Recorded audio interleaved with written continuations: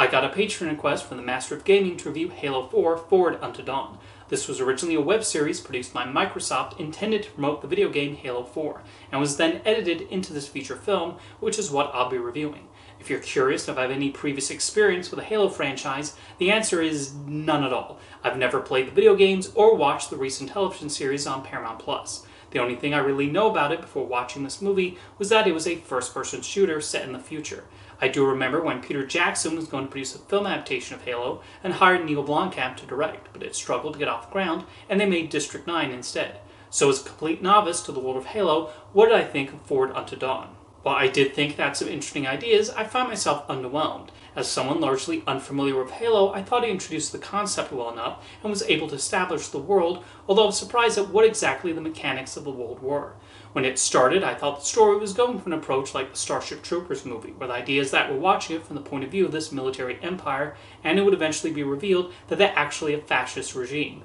However, that was not the case, and it turns out these are meant to be the heroes, and the ones they are fighting actually really are terrible and just out to annihilate this society. What I found most intriguing about the movie was that it opted to explore the concept of countries fighting each other in a way that was surprisingly nuanced. So many people seem to look at conflicts like this through a simple black and white lens, when real life is a lot more complex than that. A scene that particularly stood out to me is a conversation between two cadets named Lasky and Silver. Lasky wonders why they cannot resolve the issues with the forces they're fighting against through diplomacy rather than violence, while Silver expresses the view that they're at war with them for a reason and it won't stop till one of them is wiped out. And both of their point of views are understandable, rather than the movie trying to vilify one or the other for their stance. When the enemies attack in the third act, we even see just how brutal and destructive they are. I'm sure there are those who will try to draw real-life parallels, but I don't think it necessarily applies here. I even read later that Microsoft requested some slight alterations to the Covenant in the video games to decrease the chances of anyone making certain comparisons to real conflicts. Of course, I'm just talking about this specific movie, and it's possible the rest of the franchise expands on these ideas. The world building also stood out to me. The filmmaking team were given specific guidelines by Microsoft about how to adapt the elements from the games, and there is creativity in the military uniforms and weapons and the alien creatures these young soldiers go up against. The action is directed well enough, with the filmmakers accomplishing a lot on the $10 million budget provided by Microsoft. Even though this was originally released as 5 episodes, I thought they were seamlessly edited into this movie, and I never thought to myself, okay, this is the next episode. However, what I struggled with were the characters, who I found largely one note and not all that interesting outside of a few of those aforementioned discussions.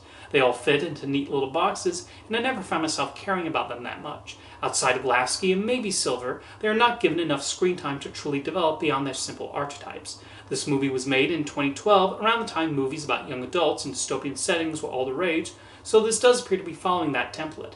A lot of the actors playing the main roles are largely unknown, with the exception of Anna Popplewall, whom many will recognize from the Chronicles of Narnia movies where she played Susan. I'm aware the character of the Master Chief is considered the central figure of the games, but when he showed up, I did not think he was all that compelling. He's largely there to try and save the main characters in the climax, and outside of his impressively designed armor, there's nothing about him that stood out. Although again, I assume in the games there's a lot more to him. I also felt parts of the movie dragged, particularly during the third act, again partly because I had trouble investing in the characters. Even with these flaws, I do think this was an admirable production. Microsoft's intent was to make something that would still work for people who never played the video games and work on its own terms. While I'm sure the games further flesh out these concepts, I think it did an okay job there, and I can see the filmmakers trying to strike that balance between the political themes and the more action-packed moments. Now, if you've seen Halo 4 Forward Unto Dawn, let me know your thoughts in the comments, and I'm particularly curious to hear from Halo fans and whether some of my interpretations about the world are correct. Thank you for the request, Master of Gaming.